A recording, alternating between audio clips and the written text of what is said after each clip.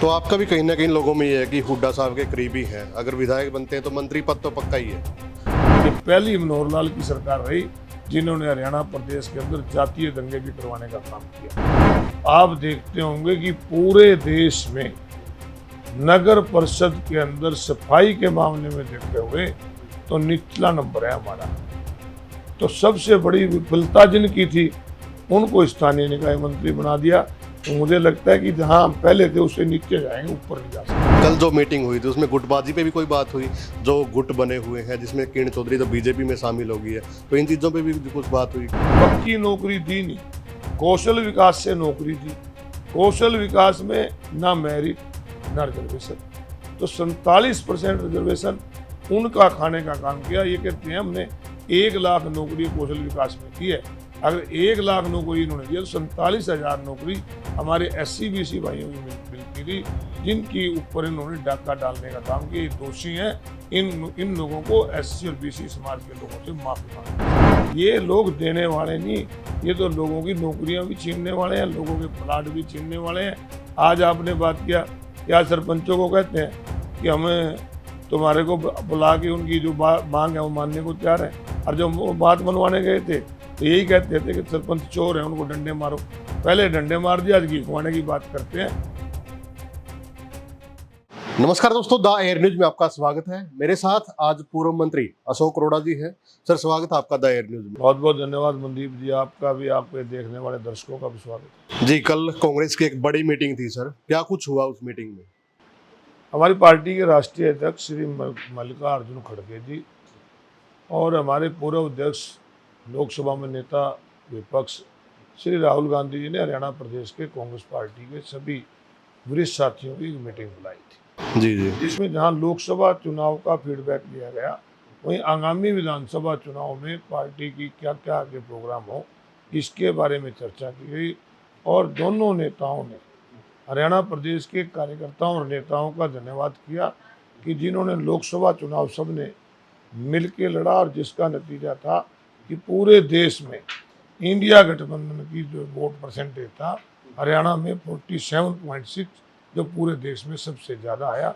इसके लिए उन्होंने वर्करों को बधाई भी दी और धन्यवाद भी किया। जी, पीछे लोकसभा चुनाव हुआ था तो कहाँ कमी आप देखते हो कि कहाँ कमी रही है? जी, लोकसभा चुनाव में सभी कार्यकर्ताओं ने मिलकर चुनाव लड़ा और अच्छे रिजल्ट आए। जो पिछली बार 2019 में कांग्रेस पार्टी केवल 28% वोट ली थी, आज लगभग उससे 20% बढ़ा। और बीजेपी जो 57% थी, उनका 12% के करीब वोट घटा। जहां हमारी एक भी सीट नहीं थी, वहां हमारी सीट बढ़ के 5 हुई। जहां पिछली बार केवल 10 विधानसभा क्षेत्रों में पार्लियामेंट में जीतते थे, अब 46 में गठबंधन जीता है, जो एक बहुत बड़ी उपलब्धि है। और आने वाले विधानसभा चुनाव में ये प्योर संकेत है कि कांग्रेस पार्टी की सरकार बनने जा रही है। यहाँ से विधायक है सुभाष सुधा जी, अब उनको मंत्री बना दिया गया है। और नगर निकाय मंत्री, शहरी मंत्री, जैसे पहले नगर परिषद में भी उनका लगातार पहले चेयरमैन भी रहे हैं, परिवार के सदस्य हैं। तो क्या कुछ आप नुकसान मानते हो या फिर फायदा राजनीति की अगर बात करें तो? लगभग 20 साल 25 साल से नगर परिषद में उनका ही कब्जा है, उनके ही द्वारा जो प्रधान बना गया है। और सत्ता में भी लगभग 20 साल से आप कांग्रेस में रहे थे या बीजेपी में रहे, परंतु आप देखते होंगे कि पूरे देश में नगर परिषद के अंदर सफाई के मामले में देखे हुए तो निचला नंबर है हमारा। तो सबसे बड़ी विफलता जिनकी थी उनको स्थानीय निकाय मंत्री बना दिया। तो मुझे लगता है कि जहां हम पहले थे उससे नीचे जाएंगे, ऊपर नहीं जा सकते। जी, तो आपका भी कहीं ना कहीं लोगों में ये है कि हुड्डा साहब के करीबी हैं, अगर विधायक बनते हैं तो मंत्री पद तो पक्का ही है। देखिए, हम तो लोगों की सेवा के लिए आए। कुछ लोग हैं जो राजनीति को केवल बिजनेस मान के चलते हैं, जो राजनीति को लोगों की बजाय अपना धन कैसे बढ़े, अपनी कॉलोनियाँ कैसे कटें, वो उनके लिए काम करते हैं। हमारी कोई इच्छा ना मंत्री बनने की है।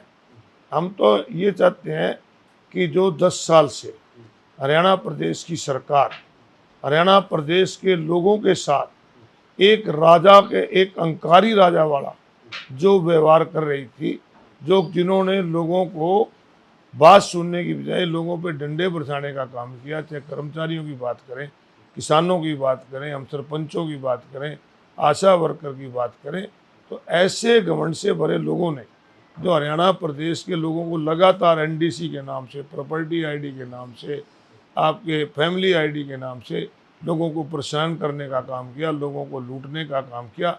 इस सरकार से, जिस सरकार में हमारा बच्चा नशे की तरफ गया, जिस सरकार में हमारा बच्चा अपराध की तरफ गया, जिस हमारा बच्चा विदेशों में जाने पे मजबूर हुआ, इस सरकार से छुटकारा पाने के लिए कांग्रेस पार्टी लड़ाई लड़ रही है और एक कार्यकर्ता के रूप में अशोक अरोड़ा भी उसमें लड़ाई। अब जैसे ही लोकसभा के चुनाव हुए तो बीजेपी ने भी घोषणाओं का पिटारा खोद रखा है। ओबीसी का जो क्रिमिलेयर 6 लाख कर दिया था, अब उसको बढ़ा के 8 लाख कर दिया है। चौधरी भूपिंदर सिंह हुड्डा के टाइम में क्रीमी लेयर 8 लाख था, इन्होंने 6 लाख करा। अब 9.5 साल तो उन लोगों को वंचित रखा। अब जब चुनाव नज़दीक आए, आज इनको उनका क्रीमी लेयर भी याद आ रहा है, आज उनका आरक्षण भी खाने का काम किया। जो संविधान के अंदर हमारे एससी बीसी भाइयों को 20 और 27% का आरक्षण 47% मिला हुआ है। पक्की नौकरी दी नहीं, कौशल विकास से नौकरी दी। कौशल विकास में ना मेरिट ना रिजर्वेशन, तो 47% रिजर्वेशन उनका खाने का काम किया। ये कहते हैं हमने 1 लाख नौकरी कौशल विकास में दी है। अगर 1 लाख नौकरी इन्होंने दिया तो 47,000 नौकरी हमारे एससी बीसी भाइयों की मिलती थी, जिनकी ऊपर इन्होंने डाका डालने का काम किया। ये दोषी हैं। इन लोगों को एससी और बीसी समाज के लोगों से माफ़ी मांगनी चाहिए। 100 गज के प्लाट दिए जा रहे हैं और बनाने के लिए 1 लाख रुपए दिए जा रहे हैं। सरपंचों की जो समस्याएं थी उनका हल निकालने की बात की जा रही है, कर्मचारियों से बात की जा रही है। तो कहीं ना कहीं जो विधानसभा का चुनाव है तो उसमें इस 3 चीज़ों का बेनिफिट मिल सकता है जी बीजेपी को। किसको 100 गज के प्लाट दिए? 100 गज के प्लाट दिए थे चौधरी भूपिंदर सिंह हुड्डा ने 3,82,000 लोगों को, और उनमें से कुछ प्लाट ऐसे थे, कोई लिटिगेशन की वजह से या निशानदेही की वजह से रह गए थे, जो इन्होंने 9.5 साल नहीं दिए। अब जबकि चुनाव सिर पे हैं, ये वही प्लाट हैं। इन्होंने तो उस स्कीम को भी बंद किया था, और हुड्डा साहब ने कहा कि उनकी सरकार बनने के बाद 100 गज के प्लाट भी देंगे और 2 कमरे, रसोई, बाथरूम बना के देने का काम करेंगे। ये लोग देने वाले नहीं, ये तो लोगों की नौकरियां भी छीनने वाले हैं, लोगों के प्लाट भी छीनने वाले हैं। आज आपने बात किया कि आज सरपंचों को कहते हैं कि हमें तुम्हारे को बुला के उनकी जो मांग है वो मानने को तैयार है, और जब वो बात मनवाने गए थे तो यही कहते थे कि सरपंच चोर हैं, उनको डंडे मारो। पहले डंडे मार दिया, आज घी खुआने की बात करते हैं। अपने हरियाणा में मनदीप जी कहावत है कि जब मौत सिर पर खड़ी हो ना तो राम याद आवा है। आज इनको चुनाव में हार नजर आती है, इसलिए आज लोगों की बात कर रहे हैं। परंतु लोगों ने मन बना लिया है कि इस बार मनोहर लाल का चेहरा बदल के देख लिया इन्होंने। ये चेहरा बदल के धोखा देना चाहते हैं, परंतु लोग चेहरा नहीं, सरकार बदलना चाहते हैं, और कांग्रेस की सरकार। जी, आपने चेहरा बदलने की बात की। मुख्यमंत्री जी पंजाबी समुदाय से आते थे, तो इन चीज़ों का भी कुछ समाज के नाते अगर बात करूं तो नुकसान होगा बीजेपी को जो चेहरा चेंज किया है। मैंने तो कभी जाति पाति की राजनीति करी नहीं। ये तो वही लोग हैं जो धर्म की, जाति की राजनीति करते हैं। हरियाणा प्रदेश एकमात्र ऐसा प्रदेश था देश के अंदर जहाँ का भाईचारा इतना मजबूत था कि अगर किसी गरीब हरिजन की लड़की भी किसी गांव में ब्याही हुई है, उस गांव का व्यक्ति जाता था, उसको बेटी और बहनों करके इसको मान कर जाता था। ये पहली मनोहर लाल की सरकार रही जिन्होंने हरियाणा प्रदेश के अंदर जातीय दंगे भी करवाने का काम किया। हरियाणा प्रदेश के लोगों को अपनी जान गंवानी पड़ी, अपनी जान माल की रक्षा ये नहीं कर पाए। ऐसे लोगों को राज नहीं, लोगों से माफ़ी मांगनी चाहिए जिन्होंने देश प्रदेश का भाईचारा काम किया। और अशोक अरोड़ा की राजनीति कभी जातिवाद और धर्म पे नहीं रही। हम तो लोगों के बीच में बैठ के, हमारे लिए सभी बराबर। जी, कल जो मीटिंग हुई थी उसमें गुटबाजी पे भी कोई बात हुई, जो गुट बने हुए हैं जिसमें किरण चौधरी तो बीजेपी में शामिल हो गई है, तो इन चीज़ों पे भी कुछ बात हुई। कल स्पष्ट कहा गया है कि किसी को भी पार्टी के अंदर अगर कोई बात कहनी है तो पार्टी के प्लेटफॉर्म में कहनी चाहिए। वहाँ कोई गुटबाजी नहीं। हो सकता है आपस में मतभेद हो थोड़े बहुत, पर मनभेद नहीं है। लोकसभा का चुनाव भी सबने इकट्ठे होकर लड़ा। और जहाँ तक आपने किरण चौधरी जी की बात की, किरण चौधरी जी को और उसके परिवार को कांग्रेस पार्टी ने पूरा सम्मान दिया, और वो किस इंटरेस्ट में गई ये तो वही बता सकते। जी।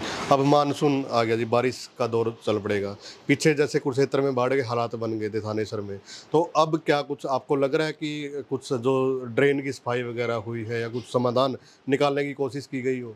सरकार की नालायकी की वजह से बाढ़ का प्रकोप कुरुक्षेत्र ने झेला। 10-10 दिन, 15-15 दिन तक लोग शाहबाद के अंदर अपने घरों को छोड़ के बाहर जाने पे मजबूर हुए। कुरुक्षेत्र के अंदर दीदार नगर, शांति नगर, लोगों के घरों में मका पानी बढ़ गया, लोगों की फसलें खराब हो गई। और नालायकी थी सरकार की कि समय रहते ना नालों की सफाई कराई गई, ना बांधों को पक्का किया गया, जिसका खमियाजा भुगतना प्रदेश की जनता को और विशेष रूप से कुरुक्षेत्र की जनता को भुगतना पड़ा। और अब फिर वही हालात है। इन्होंने पिछली बात से भी कोई सबक नहीं लिया। आज भी आप जाके देखो, कुरुक्षेत्र के नाले उसी तरह भरे पड़े हैं। आज भी बांध जो पक्के करने थे उन पे कुछ भी नहीं काम हो रहा है। तो अब मेरे आपके माध्यम से सरकार से मांग है कि ये लोग जो हैं, ये हरियाणा प्रदेश के लोग हैं जिन्होंने आपकी सरकार बनाई है, इनकी रक्षा के लिए इनका नुकसान ना हो, इसलिए तुरंत नालों की सफाई भी करानी चाहिए और जो तटबंध कमजोर हैं उनको पक्का करना। एक पूर्व मंत्री को घेरने के लिए एक बड़ी तैयारी चल पड़ी है। जैसे पूर्व सांसद नायब सैनी अब मुख्यमंत्री हैं, वो भी कुरुक्षेत्र में रहते हैं। उसके बाद राज्य मंत्री हैं सुभाष सुधा जी, वो भी हैं। नवीन जिंदल जी सांसद बन गए हैं। तो फिर कैसे इनका मुकाबला करोगे आप? प्रजातंत्र के अंदर मुकाबला कोई व्यक्ति नहीं करा करता, जनता किया करती है। और जनता ने मन बनाया हुआ है कांग्रेस की सरकार बनाने का, और निश्चित रूप से बदलाव आएगा। और कुरुक्षेत्र के लोग तो आज इस इंतजार में बैठे हैं कि कब चुनाव हो, कब इन लोगों से जो 10 साल तक लगातार इन्होंने कुरुक्षेत्र की जनता को परेशान किया है, उसका बदला ले सकें। आपका क्या कुछ गांव में डोर टू डोर चल रहा है? कैसे क्या कुछ जैसे गांव में जा रहे हो या प्रचार कैसे चल रहा है? हमारा ये तो ये फसली लोग होते हैं जो केवल चुनाव के समय लोगों के बीच में जाते हैं। हमारा तो जीवन ही लोगों के लिए और हमेशा लोगों के बीच में रहता है। बातचीत करने के लिए धन्यवाद सर। तो भाई इंटरव्यू देखा आपने, वीडियो को ज़्यादा से ज़्यादा आप लोग शेयर करें, कमेंट करें। धन्यवाद।